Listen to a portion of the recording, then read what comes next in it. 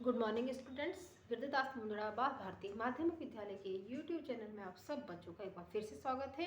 आज हम क्लास 7 हिंदी विषय में पाठ 9 में कहानी से के प्रश्न उत्तर लेंगे, जिसमें मैं आपको 4 नंबर तक करवा चुकी हूँ। ठीक है, तो आज हम उसके आगे का प्रश्न लेंगे 5 नंबर कहानी से का।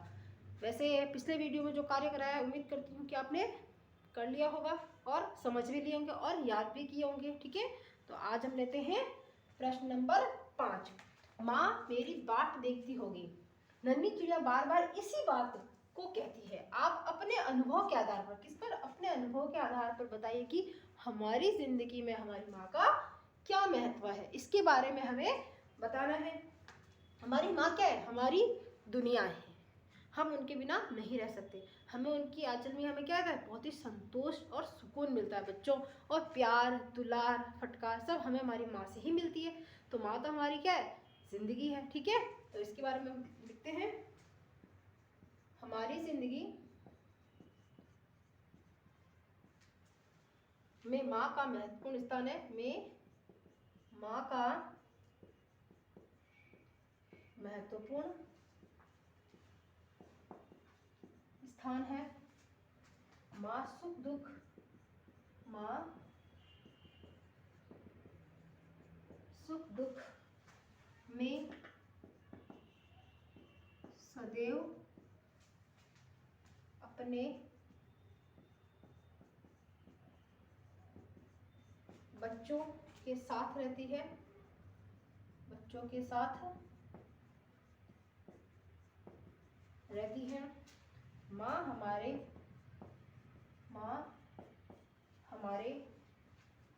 जीवन की माँ हमारे जीवन की सभी परेशानियों को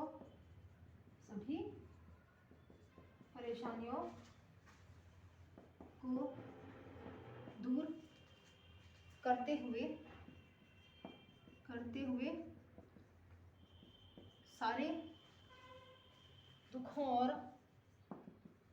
सारे दुखों और कष्टों को स्वयं झेल लेती है। झेल जाना चाहती है।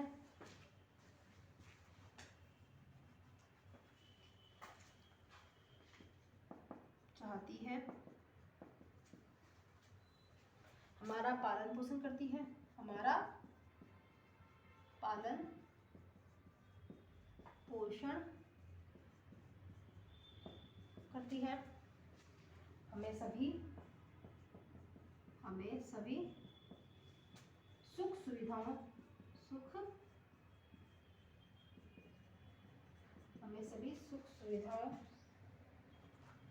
को उपलब्ध कराती है।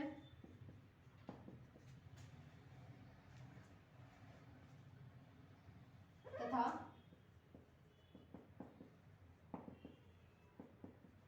दुख की घड़ी में धैर्य बंधाती है।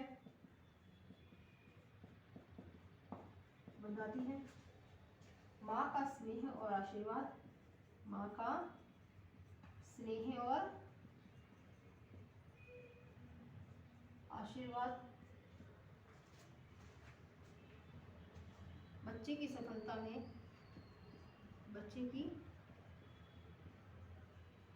सफलता में योगदान देता है।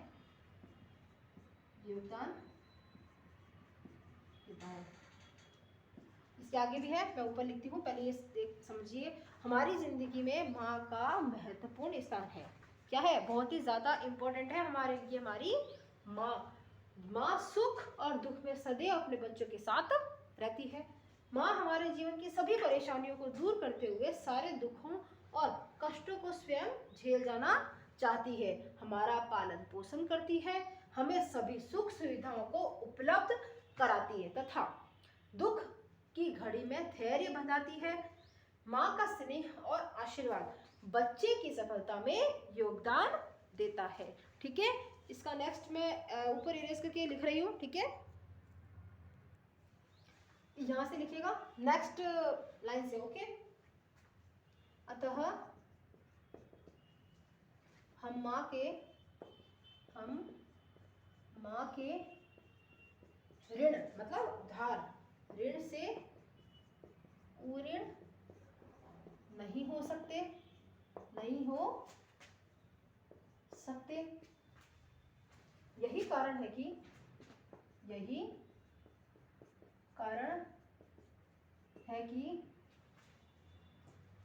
जब चिड़िया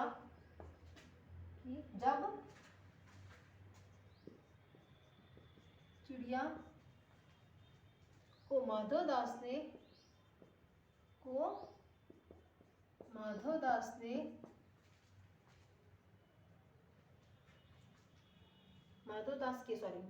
के घर पर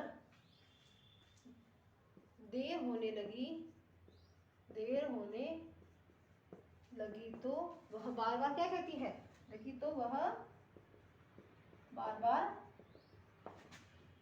कहती है माँ मेरा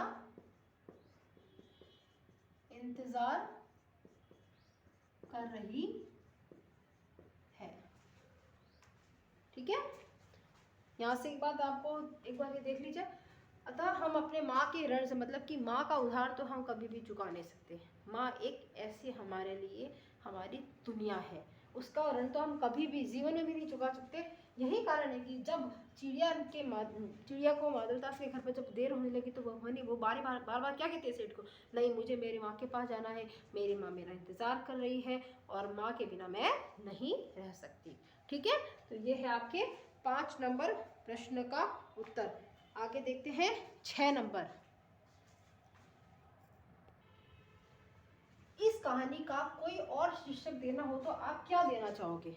इस कहानी को मतलब चिड़िया की बच्ची वाली जो हम कहानी हमने पढ़ी थी उसका अगर हम और कोई शीर्षक दे सकते हैं तो क्या दे सकते हैं, आप बता सकते हैं बच्चों? अगर आपने सोचा हो तो आप मुझे ज़रूर बताइएगा कमेंट्स में। ओके, तो आप ये देखिए इसका आंसर, इस कहानी का एक और शीर्षक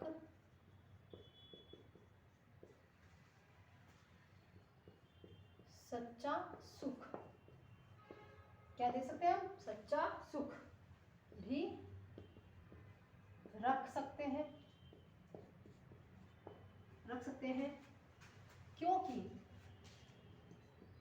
क्योंकि यहाँ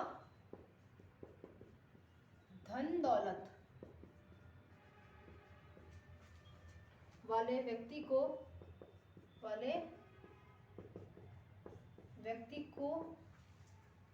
सुखी न बताकर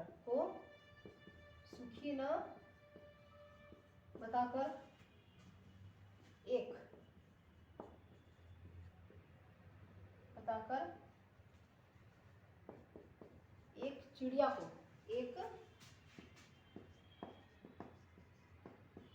को सुखी दिखाया है, जिसके पास अपना परिवार है और परिवार में माँ भी है, भाई भी है और बहन भी है। देखिए इस कहानी का एक अन्य शीर्षक सच्चा सुख हमें कहाँ मिलता है? सच्चा सुख हमें अपने परिवार के लोगों के साथ ही मिलता है। इसलिए हम अपने परिवार से चाहे जितना भी दूर चला जाए लेकिन हमारे मन में हमारे परिवार वालों की यादें हमेशा बसती रहती है और हम वहाँ हमेशा ही जाना चाहते हैं। तो यहाँ पर जहाँ धन दौलत वाले व्यक्ति को सुखी नहीं बताया गया है, यहाँ पर जिसके पास अपना परिवार है उसे ही सुखी बताया है। ठीक है बच्चों, अब हम इसके आगे लेंगे कहानी से के बाद का भाषा की बात के प्रश्न उत्तर।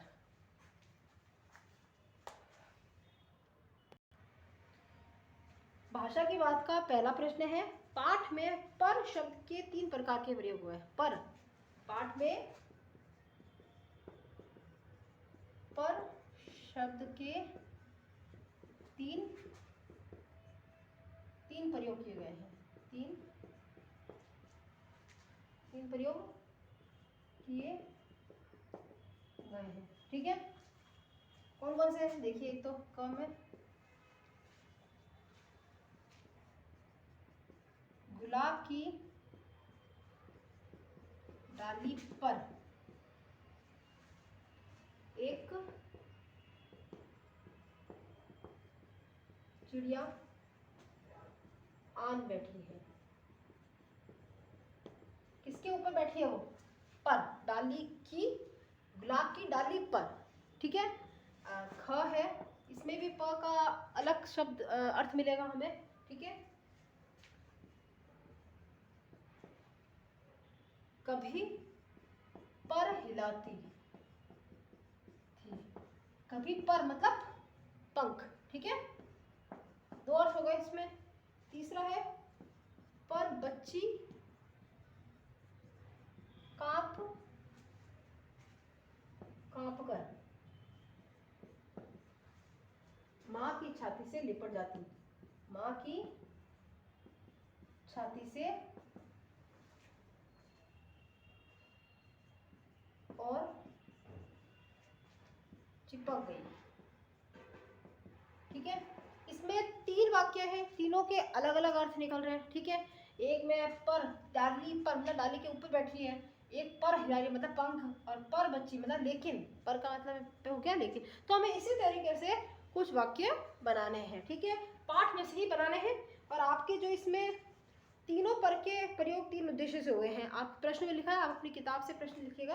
इन वाक्यों का आधार लेकर आप भी पर का प्रयोग कर ऐसे 3 वाक्य बनाइए जिनमें अलग अलग उद्देश्यों के लिए पर के प्रयोग हुए हो। ये तो थे अपने प्रश्न वाले। अब मैं आपको उत्तर का बताऊंगी। ठीक है,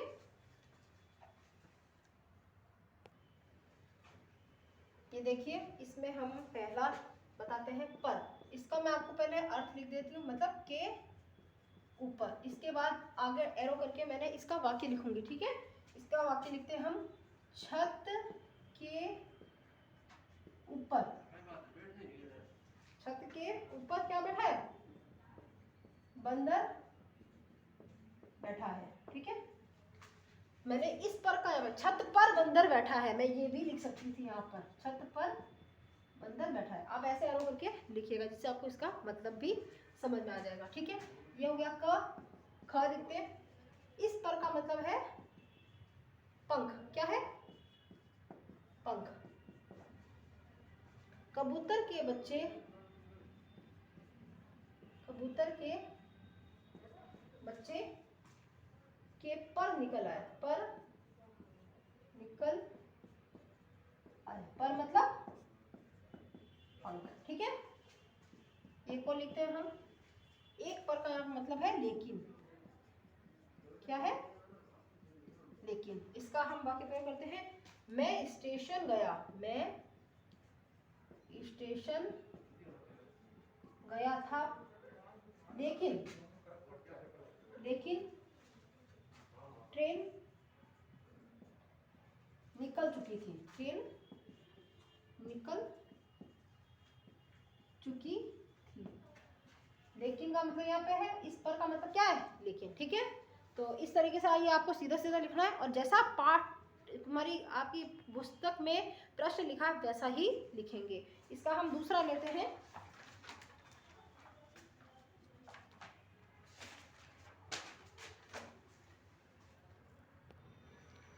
दूसरा प्रश्न मैं पढ़ देती हूँ पहले मैं। पाठ में तैने क्षण भर खुश करियो 3 वाक्यांश है जो खड़ी बोली हिंदी के वर्तमान रूप है। मतलब कि खड़ी बोली के हैं तैने। तैने को हम हमारे अपने वर्तमान रूप में बोलेंगे तूने। क्या बोलेंगे? तूने। क्षण भर मतलब क्षण भर, और खुश करियो मतलब खुश करना। तो ऐसे लिखे हुए शब्द हैं, लेकिन हिंदी के निकट की बोलियों में कहीं कहीं इनके प्रयोग होते हैं। कुछ इस तरह के हमें अन्य शब्द खोज के लिखने हैं। तो हम ऐसे लिखेंगे इस प्रश्न को, पाठ में से पाठ में से खड़ी बोली के कुछ शब्दों को ढूंढकर वर्तमान रूप में लिखिए। वर्तमान हिंदी रूप में लिखिए। वर्तमान हिंदी रूप में लिखिए। ठीक है, ये प्रश्न आप लिखेंगे, वो मैंने आपको समझाया है। ठीक है, इसके उत्तर में हम बताते हैं आपको हमारे और कौन कौन से शब्द आए थे। एक तो आया था अयो, अयो। एक आया था हमारे करियो। ठीक है, और एक आया था हमारे दियो। ठीक है, अयो मतलब, अयो का देखते हैं हम। अयो मतलब आओ। क्या होता है अयो का मतलब? अयो मतलब आओ। ठीक है, करियो मतलब करना। ओके, दियो मतलब देना। दियो मतलब देना। तो ये क्या है? खड़ी बोली और वर्तमान हिंदी रूप है। ठीक है, और ये यहाँ पर ही आपकी भाषा की बात का प्रश्न उत्तर समाप्त होते हैं बच्चों। ये पाठ पूरा आप अपनी कॉपी में करेंगे। सारे प्रश्न उत्तर हो चुके हैं आज इसके। जो करवाने लायक थे वो मैंने करवाए, जो नहीं करने थे वो आपको नहीं करने। ठीक है, कहानी से के और भाषा की बात के आपको ये प्रश्न उत्तर करने होंगे। तो बच्चों, उम्मीद करती हूँ कि आपको चिड़िया की बच्ची कहानी बहुत ही सुंदर लगी होगी और बहुत ही अच्छे से आपको समझ में आई होगी। ठीक है, आप भी जानते हैं इस पाठ के अंतर्गत क्या बताया गया था। इंसान कितना स्वार्थी होता है। देखा आपने कि वो अपने स्वार्थ के लिए पक्षियों को भी कैद करना चाहता है, लेकिन पक्षियों को स्वतंत्र रहने देना चाहिए। वे आसमान में विचरण करते हुए ही बहुत सुंदर हमें लगते हैं। उनको बंधक नहीं बनाना चाहिए। लेकिन सेठ माधवदास करना चाहता था, क्योंकि वह स्वार्थी था और उसने अपने जीवन में बहुत पैसा कमाया, लेकिन फिर भी वो सुखी नहीं था। सुखी कौन थी? सुखी तो हमारी चिड़िया की बच्ची थी, जो अपनी माँ के बिना और अपने परिवार के बिना बिल्कुल भी नहीं रह सकती थी। और ये वाले जो प्रश्न उत्तर है ये भी आप करिएगा। ठीक है, ठीक है बच्चों, ओके।